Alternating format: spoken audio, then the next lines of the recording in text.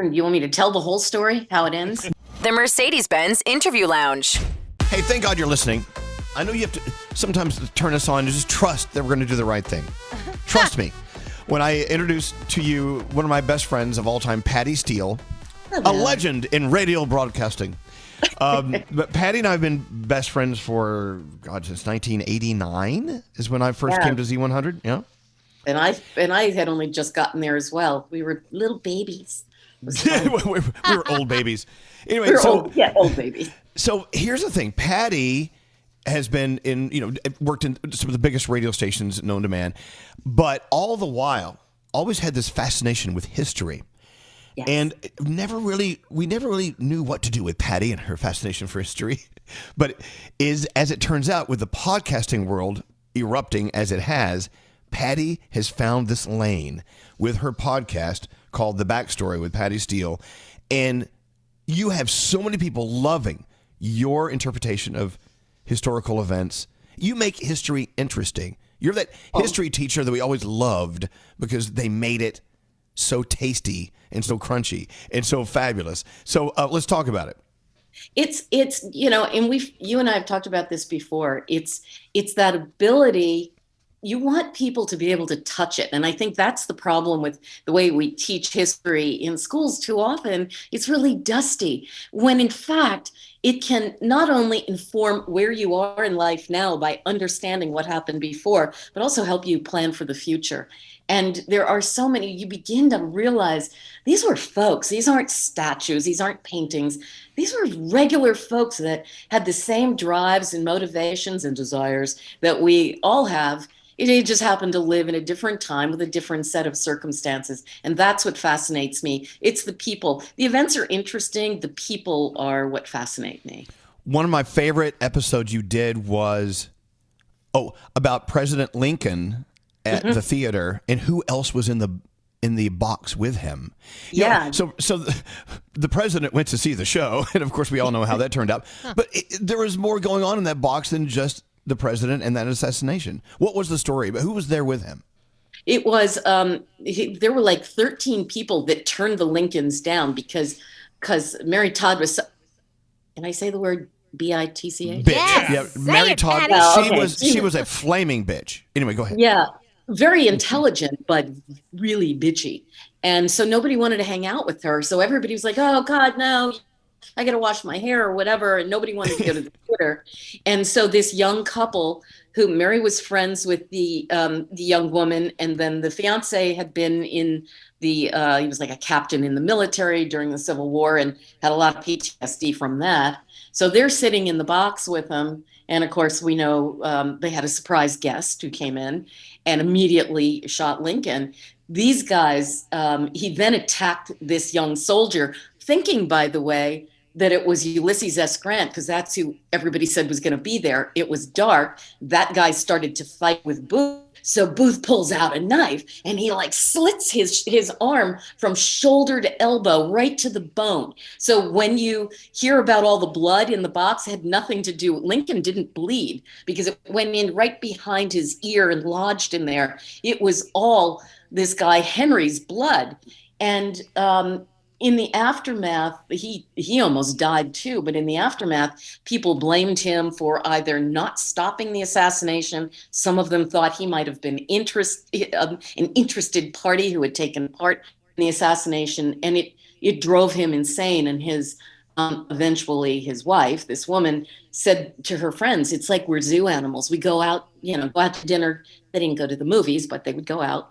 And they said that we're like being stared at. And so they decided they needed to leave the country. They got a position in the diplomatic corps and they went to Germany, but he slowly descended into madness. And you want me to tell the whole story, how it ends? No, but the thing, okay, here's my point about it's not Patty. Pretty. If you have lunch with Patty, this is the conversation, because you are just a font of like details. And I know that Nate and I always talk about what a bitch Mary Todd Lincoln was. She was. Right? I mean, she's right, she was very intelligent, but she God knows he may not have been president without her, because she pushed him. She wanted that for him and for herself. But the problem is she didn't know when to pull back, and she was incredibly dishonest, and she had mental health issues that obviously back then were very difficult to address. Her husband did too. I mean, he was noted problem with depression to the point where his friends thought he was not going to live beyond the age of 28 because he was so depressed. So Wow. they had a complicated relationship, but she wasn't nice. I like nice people. I don't like her. I don't know, that evil bitch. Anyway, moving on. So again, we're talking to Patty Steele. Her podcast, The Backstory with Patty Steele, is wow. I mean, it's on fire. Congratulations, by the way. You're doing such a great job with that. Yeah, we're hitting this probably within the next month. We're gonna hit at least close to 2 million downloads. Wow. It's so awesome. Good for Yeah. you. I love it. That's I love that. amazing. Thank you, All right, thank you. So one reason why I'm so glad you're here, let's talk about something that's near and dear to our hearts. Your latest episode is all about radio, right? It And is. of course, radio isn't what it used to be. Radio is now, a speaker in the corner of the kitchen. Radio is also on your phone. It's everything but true radio these days. The transmitter at the top of the Empire State Building, as we know it, it's evolving. Thank God we still have gigs. But talk about this episode and your passion for radio. Obviously, is the superstar this week. But anyway, go ahead. Since I stopped doing daily radio, I sort of, other than if I'm able to listen to you or to a few other things, I like certain different kinds of music and stuff. I guess I kind of lost track of it a little bit. And doing this episode was incredibly meaningful to me because it reminded me of everything that informs who I am. I love sound. Pure sound is so artistic. It paints such colors in your mind, and that's the beauty of radio. It's the beauty of podcasting. Anything where you rely on the human voice, the sounds, the storytelling is so vivid because what it allows you as a listener to do, and even as a person on the other side of the mic, it allows you to create these images that are so much more pure than if you put a flat, and I have nothing against television, it's just that it is a flat picture. And so you have no ability to say, gee, if I was thinking about the most exciting, most beautiful woman or most gorgeous man or the most beautiful house I'd ever seen, we all have a very different image in our mind's eye of what that is. And that's one of the things I loved about Charlie Osgood is that he had this ability and he believed very much in what they call the theater of the mind. Mm-hmm. And to me, that is the most exciting thing is pure sound. And so this episode reminded me of what I fell in love with. Even as a little kid, I used to love laying in bed and just turning it on and just these voices and this music. And sometimes they would rerun on, late at night, they'd rerun the old mystery theaters and comedies and things from the radio that, I guess were big back in the 40s, 30s, 40s, and 50s. That was what radio was. It was what TV became. And just hearing all of that made me fall in love with pure sound. And so that's what this episode, it reminds us of the lack, there was no connection to the outside world once you were in your house until radio came along. There was, telephones had just arrived, but that was one voice. Suddenly you're in your house out in the middle of nowhere, and sometimes just having gotten electricity, and you turn this thing on and these voices, music that you maybe weren't ever able to be exposed to, theater, comedy, interviews, famous people. You had all of this at the touch of a button coming into your house. After all of human history, it was all in person to hear these stories. And suddenly it was right there. And, they always say that the beauty of radio for so many people is that it answers our loneliness, because at the end of the day, no matter who you are and how many friends you have, there are moments when you're lonely and you turn on radio or you turn on sound and there's this voice in the dark that's right in your ear talking just to you. And there's nothing to me more thrilling than that ability to do that. And thinking back to what that must have been like for people is what sort of got me to do this episode. You're just kind of crazy because you know where I live. You guys have been to my house out here in the middle of nowhere in New Jersey. The family that built this house, one of the daughters came to visit. She knocked on the door out of nowhere. She said, "I used to live in this house. May I come in?" I'm like, "Come on in." And she told the story about upstairs in this living room. They used to sit there and watch the radio every night. I'm like, "You watched the radio?" She said, "Yes." Here we are, like an hour out of Manhattan, New York City, but we listened to radio live from Radio City, from NBC, and live music, live orchestras playing, and full drama. Audience. Yeah, exactly. full audience. Yeah. But they were upstairs watching the radio. I'm like, "Oh my God, that was so cool." Well, look, and this is just one of many of the incredible episodes that Patty has on her podcast, The Backstory. I could sit here and listen to Patty talk forever. I know. I just love her voice and everything. And I know Patty, she will talk forever. That's just the way she is. Don't turn me off. But look, and what are some of the other episodes you've done that you found really, really, truly fascinating? I'm sure you find them all fascinating. That's the beauty of podcasts, by the way. You do a podcast about things you love, and therefore your passion comes through. So anyway, what other episodes do you love? Let me see. I'm looking right now at the list of a jillion different podcasts I've done. Oh gosh, we've done some on the history of sex. That one was amazingly very popular. What is the history of sex? How do you just note that is history? The way that we interpreted sex. You think that, back in the old days, people didn't care about sex. I know. I mean, you just stick it in. Isn't that what you do? Oh my God. It was procreation. You bang it up. Anyway, go ahead. Not so. It was very, it really only became sort of we can't talk about that.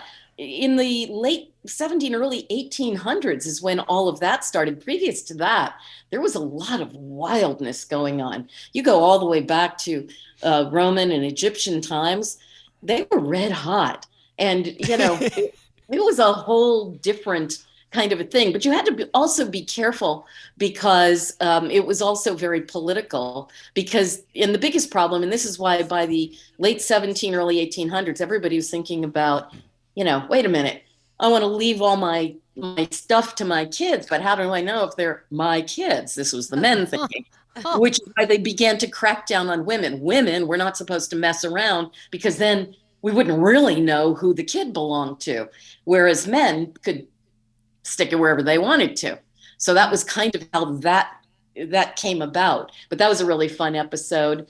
A really huge episode, Elle, was the Thanksgiving. I did one on sort of like the just some of the things that we do with Thanksgiving, including the Thanksgiving Day parade, and how those things came to be. A lot of it didn't even evolve until the 1900s.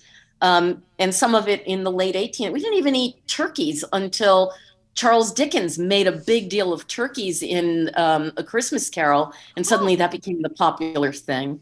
So we did one on that. We did ones on, how we sleep and how different it is now. It used to be almost everybody divided their nights into two sleeping segments, first sleep, second sleep. And that was just about the fact that if you were going to be awake, you really wanted to be awake for the little bit of light you could gather through fire and candles, all that kind of stuff. So people would eat dinner, they'd lay down for a number of hours to recover from whatever went on during the day. And then they'd get up, they'd go to the tavern, they'd have people over, they would do work, they'd clean out the barn, all that kind of stuff. So, and that was more normal than sleeping straight through. Wow. Look, here's the thing. Your podcast, like I said, it's a passion. These are all topics that you're passionate about. And funny enough, see, Gandhi, her podcast, it starts this week, right? Is this your first week? Wednesday. And you know what? And she only does podcasts about the things that are titillating to her. Yes. And that's the thing. That's why if you want to do a podcast, and anyone can do a podcast, you can. You have the ability today to push a button and do a podcast. Do it about what you're passionate about. And that's Yeah. what will make it successful. And that's why Yeah, you're doing so well. Don't let anybody tell you what to do. I can promise you that. And I learned that lesson actually many years ago. I used to feel guilty that I read history so much when I was working at Z100 and PLJ, in sort of pop radio. And I would feel like, oh my God, I'm not spending time reading about Britney Spears or whoever was popular at the time.